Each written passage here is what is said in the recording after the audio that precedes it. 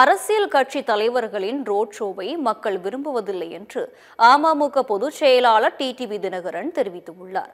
அம்மா மக்கள் முன்னேற்றக் கழகம் சார்பில் தருமபுரி மாவட்ட கழக செயல் வீரர்கள் வீராங்கனைகளுக்கான ஆலோசனைக் கூட்டம் இன்று நடைபெற்றது.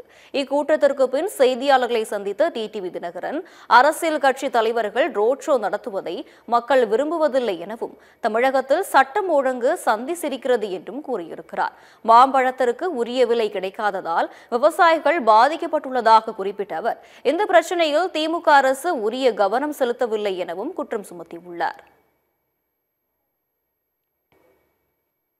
அரசியல் கட்சி தலைவர் யாராவது சில கட்சி தலைவர் நடவடிக்கை பட்டா எல்லாரும் நடைபயணம் போகணும்னு ஏதாவது கட்டாயம் இருக்கா?